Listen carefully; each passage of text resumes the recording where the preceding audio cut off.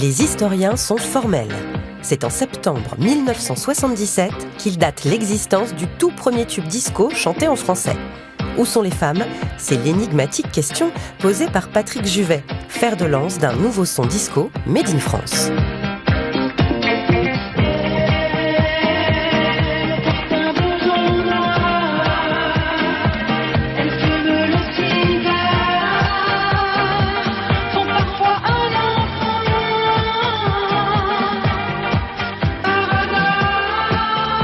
Avec Où sont les femmes ? Patrick Juvet opère une véritable métamorphose. C'était un chanteur à minette connu en France. Ce titre va le propulser en roi du dance floor dans le monde entier.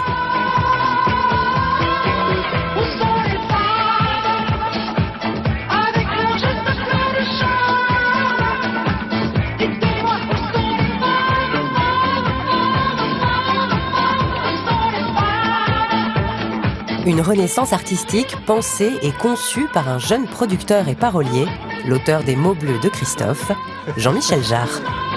Lui avait envie de changer de peau.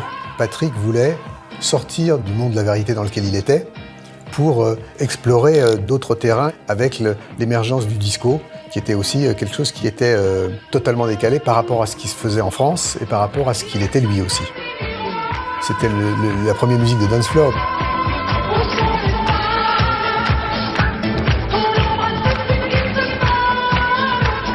En quelques jours, cet hymne disco prend la tête des charts en France. Il y restera pendant 9 semaines. Il faut dire que le chanteur surfe sur le style musical le plus en vogue du moment. Le coup de force de Patrick Juvet et Jean-Michel Jarre, c'est de l'avoir fait sonner en français.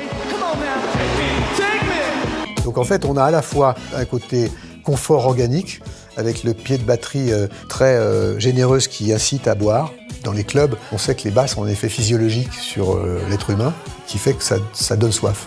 Donc il y a ce côté-là. Il y a le fait d'avoir un côté très, très pop, au fond, très mélodique et très festif dans l'arrangement. I love to love you, baby. Oh, I love to love you, baby.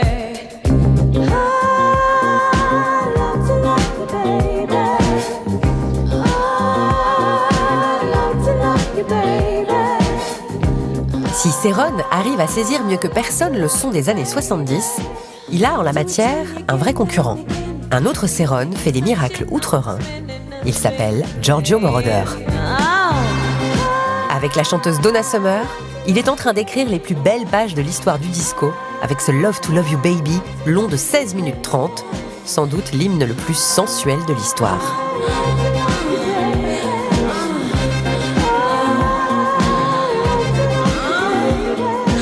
Donna Summer, pendant 20 minutes, elle gémissait dans un micro. Oh, c'est un long orgasme, disons-le. Voilà.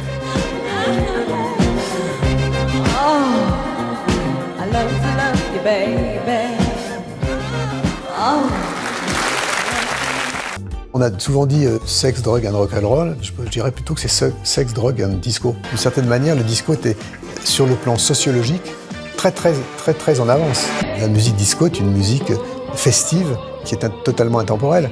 C'est la valse, c'est le tango 2.0. C'est-à-dire que c'est en fait devenu des références universelles quand on fait la fête. Ce qui est intéressant dans le parcours de Daft Punk, à mon avis, c'est qu'ils partent de l'expérimental, de la musique électronique, jusqu'au disco pur. C'est-à-dire que le dernier album est du pur disco.